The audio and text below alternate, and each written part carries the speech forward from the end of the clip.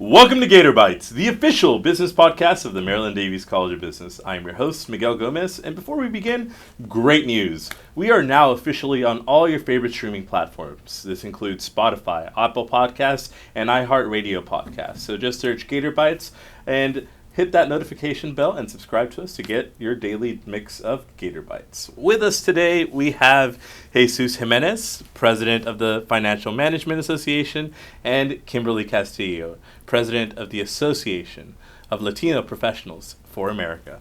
Welcome to the program, y'all. Thank you for inviting me. Thank you. Wonderful, wonderful. So I'd love to begin to just ask you, tell us about yourself.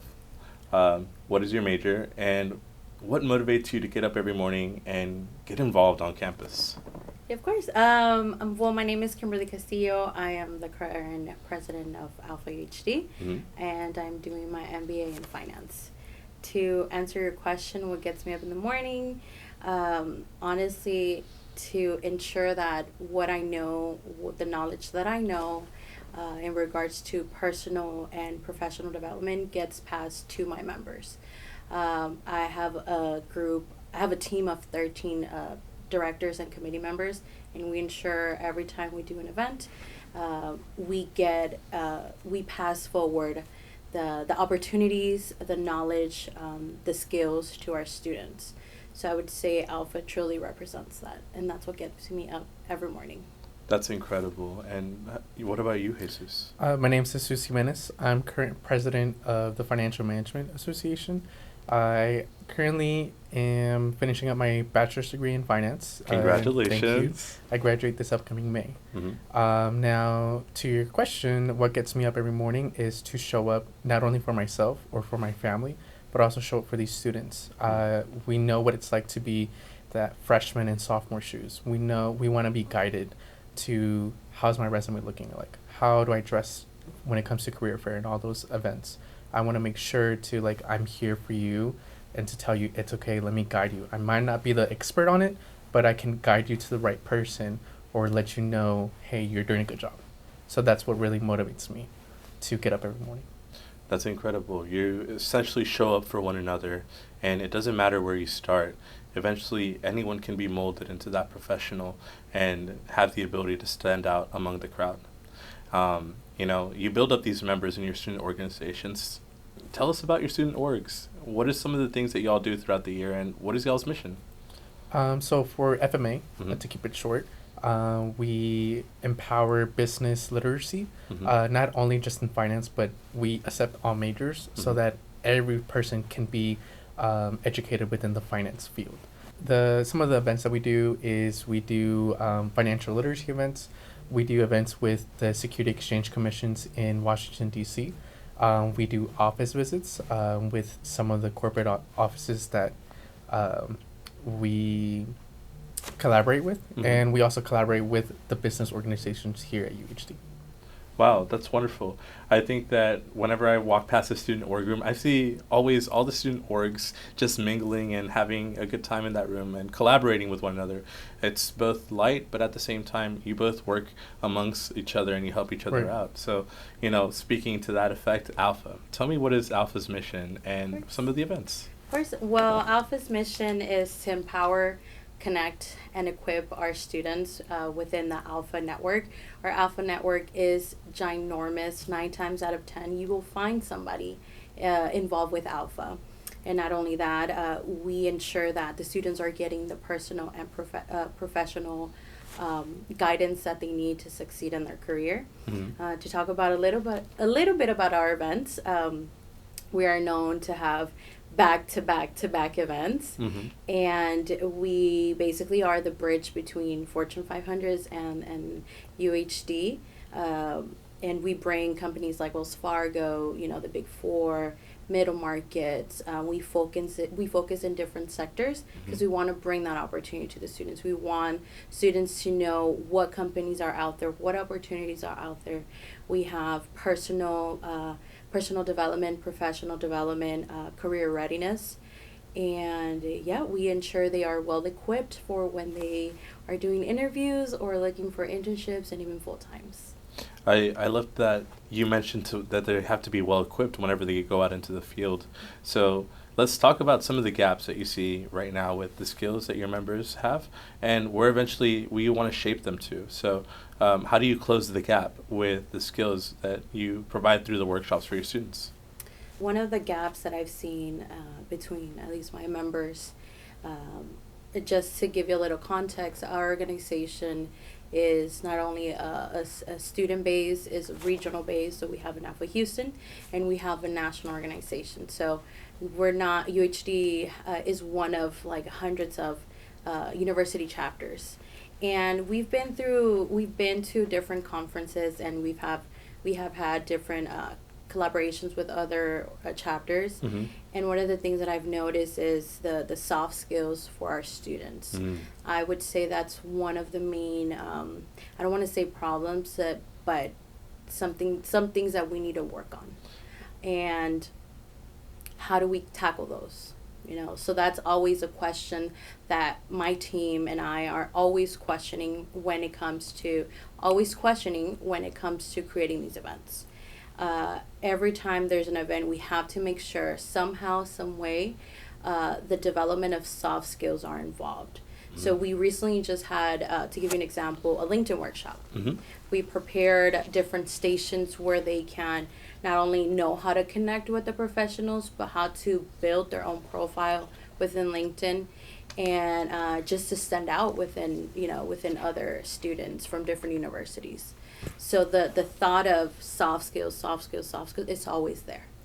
I would say, and to close that gap is, we need to start students from the very beginning, from the time that they come into the university as a freshman or sophomore, because you still have a chance when you're a junior or senior, but it starts getting like smaller and smaller every time.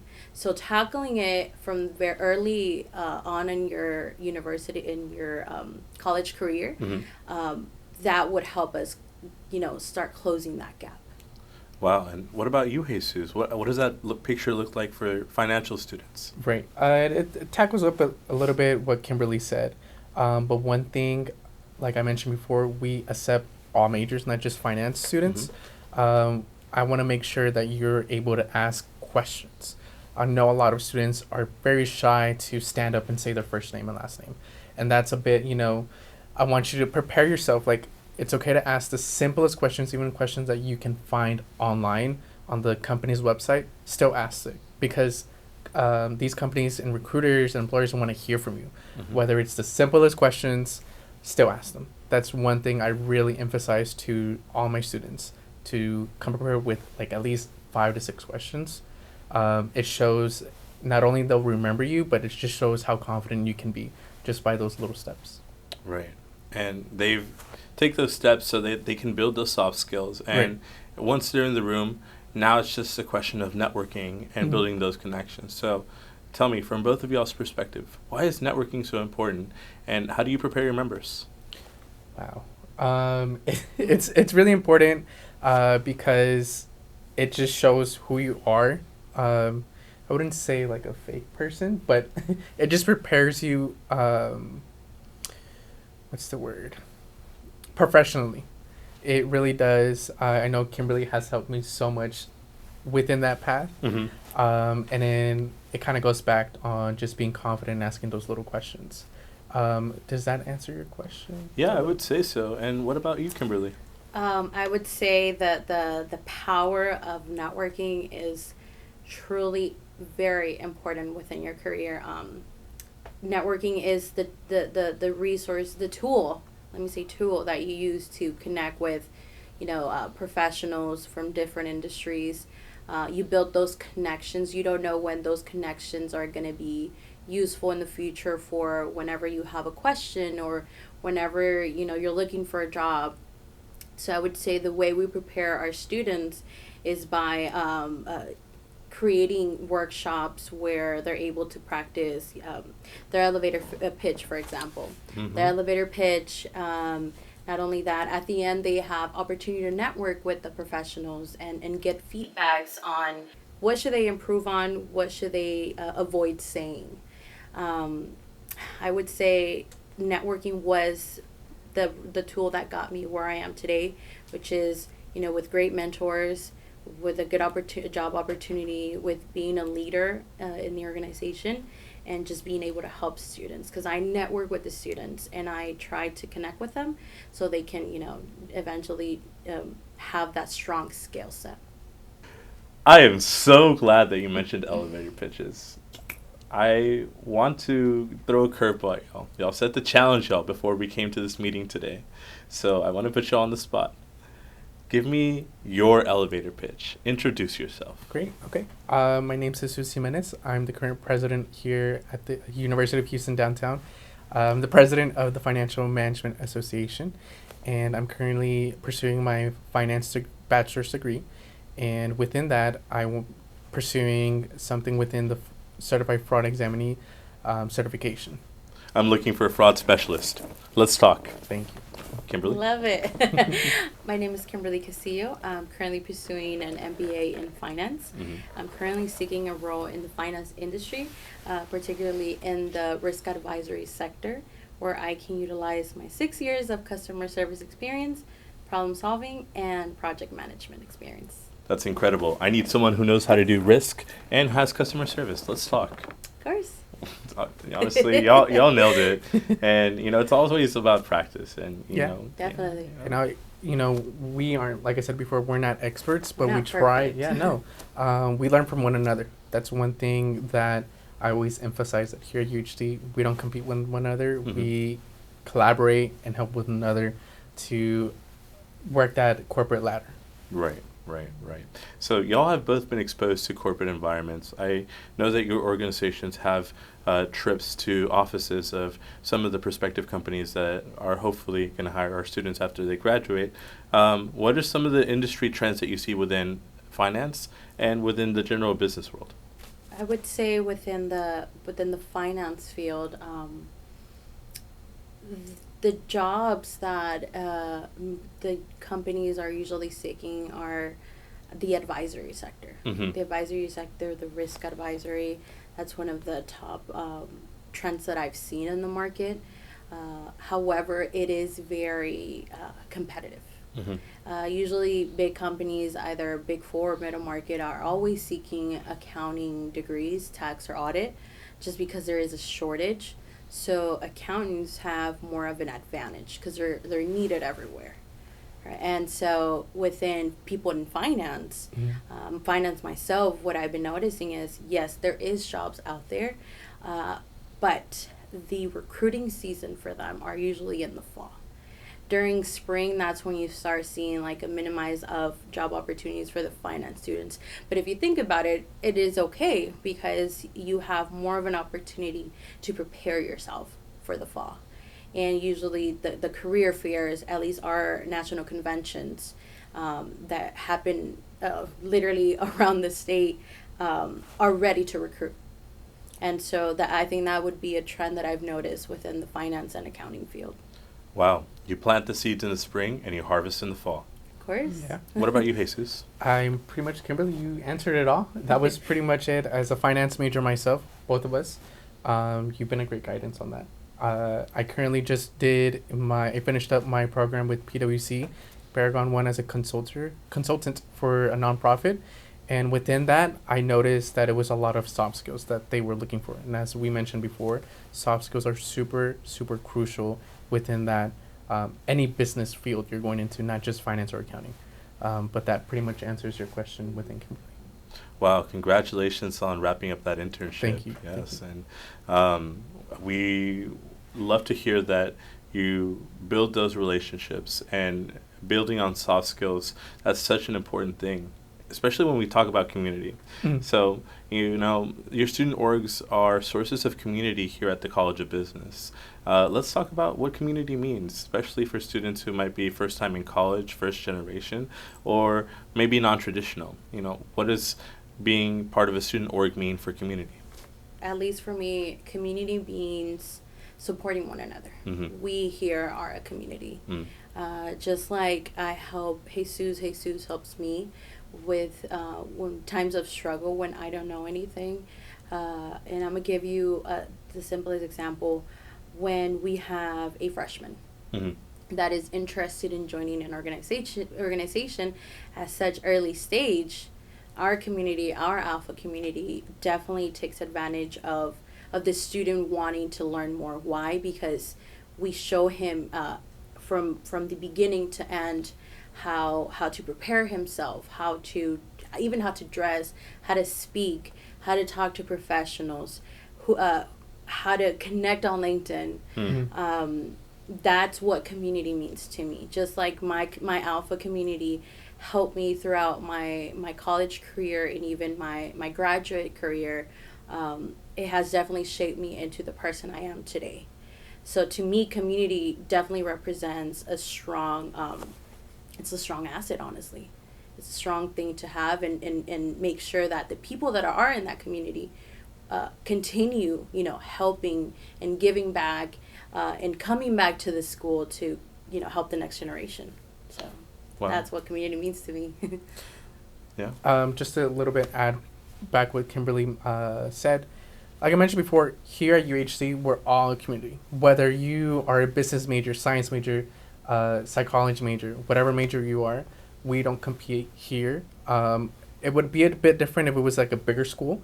Yes, you're competing for that specific role you applied for. But here, to give you an example, Kimberly applied to a risk and advisory position, and that I've been applying. She can guide me into those specific steps. This is how the interview is like. This is what you should say. This is how you should dress. This is what your resume should look like. So we don't compete here. We help one another. That's what my community is like. I, as a first-gen Latino, seeing first-gen Latinos and Latinas coming together, it's just such a beautiful thing to just see. Wake up in the morning early to go to events at 6, 7 a.m., carpooling together, making sure everybody eats, drinks water, takes breaks. That's my type of community. We are here for one another and not compete. Sounds like y'all have each other's back. Yes. We do. No, and it sounds like y'all are about just pushing each other to be a better versions of yourselves every day. And I feel like that also translates to how you approach your members. Let's talk about unleashing potential. How do you unleash your members' potential, and what are some things that you would have to say to help someone who wants to start their journey and they want to start getting better? That resonates with me quite a lot, actually. A few years ago, I did not know what I wanted to do, within my career. I didn't even know if I had these skills to even be qualified. But it generally only takes one person to tell you, what are you doing? You can do it. It's time to step on the other side of that door. And one of my dear mentors told me that. He gave me that push that I needed. And students, students that are just coming into the university, and are first gen and have never been in an environment just like a university, they're going to need that. They're going to need that. At some point, they're going to need that reminder of, you can do it. It doesn't matter if, you don't know, if you don't have enough skills, you can do it. All it takes is to, invest a little in yourself, put some time apart to actually learn what you want to do. And when my mentor told me that, it's like something sparked inside of me, because he believed in me, and that gave me the strength to continue and pushing and learning and actually putting into action what I've learned. And so I hope that answered your question. Remind me what the question was. You hit the nail on the head. And Jesus, you let the tiger out of the cage. Right. Let's unleash that potential. So Kimberly nailed it on point. Kimberly, for me, she's my mentor. Not only my friend, but she's my mentor. She, like she mentioned, it takes that one person to hey, sit down. Let's see what you're like. Let's see what you're looking for within your field. And we actually got in touch with our emotions to dig deep in there, find out what's going on. Let's see what we break down everything. Okay, this is what you're really good at.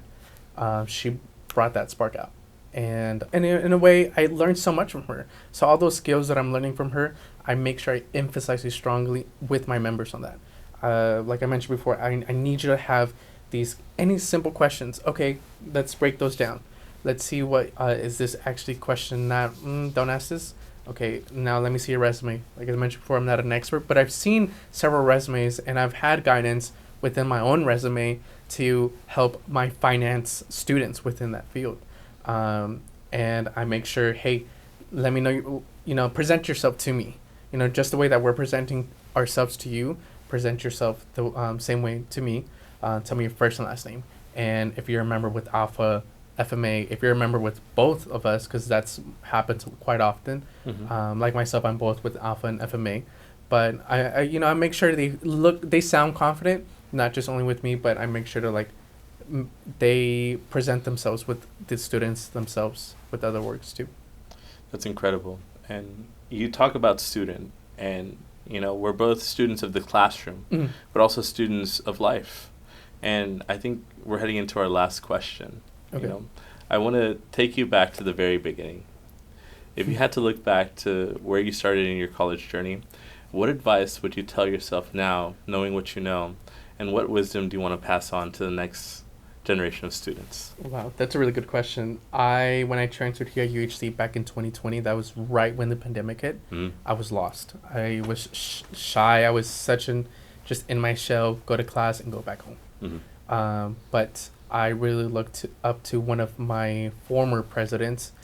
Funny story, he had the same last name as me.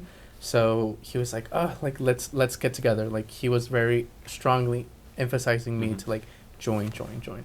And that's when I met Kimberly too. And, little by little, I was coming out of my shell. So one thing that I emphasize is be your true self. No matter if you're Latino, if you're part of the gay community, if you are a first gen, show your true colors and nobody here won't judge you because everybody's in that same exact, shoes. Like, what am I doing? I'm lost. You're lost too. Okay, we'll help each other to not be lost. That's my guidance.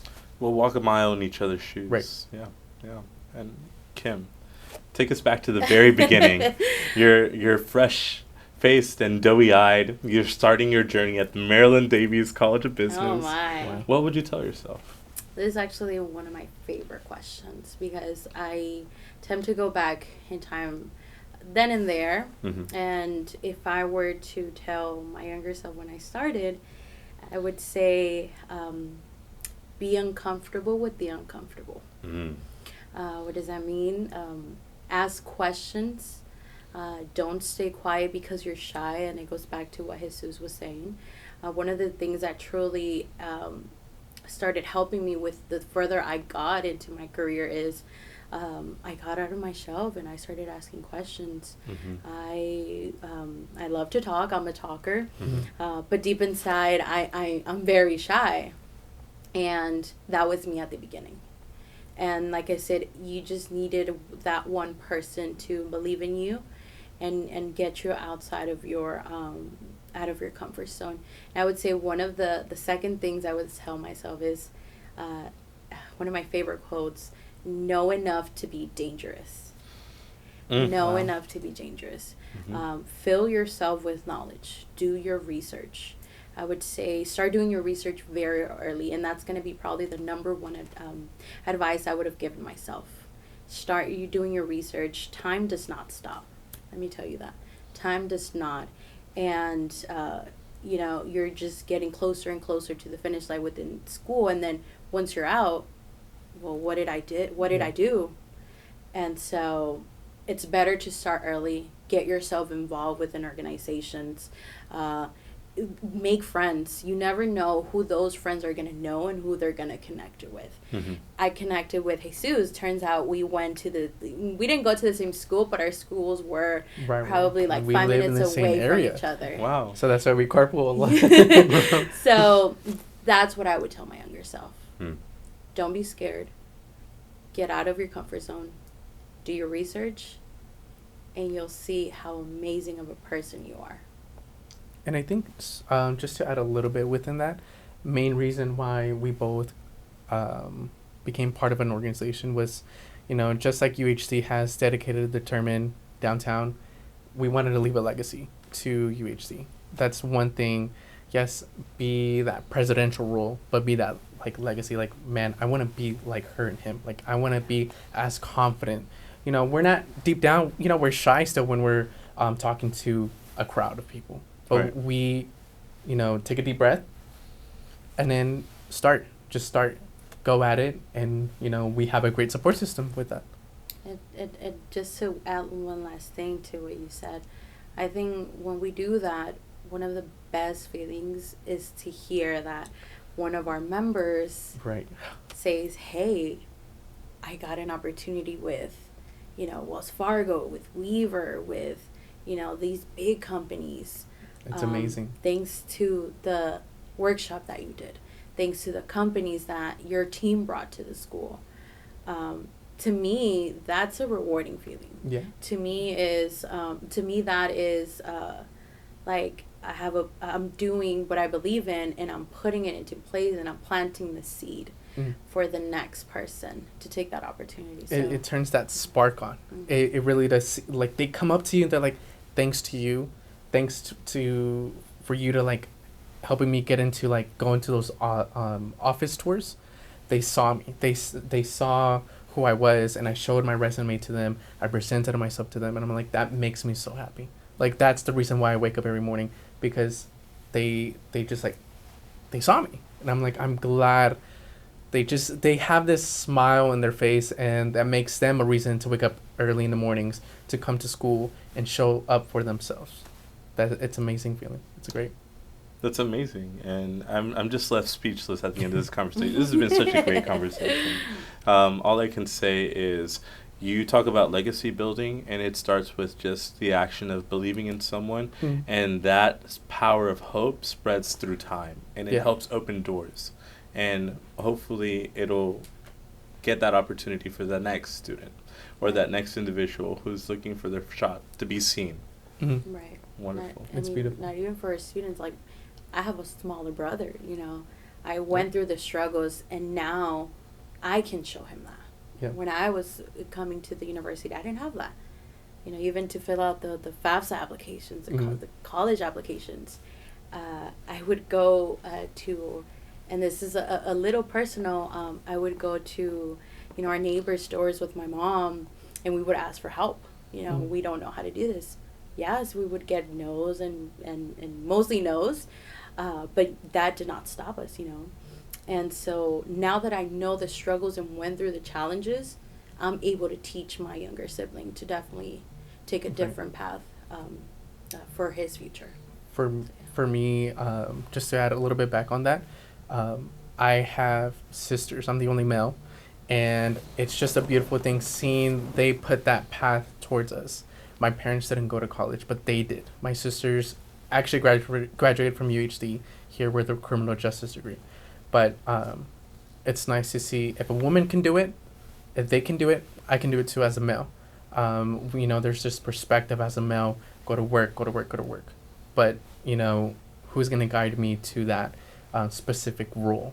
And I'm super blessed to have my sisters guided me through that, because they're first gens and they came from Mexico, and they were like, hey, they sat us down. They were the ones that helped me fill out the FAFSA. And guided me to even go pursue my master's degree too, because they did this exact same thing. It got a little bit emotional, but I just have so much love for them. They were amazing guidance, and it goes back just to give back, not only to our members but to our families.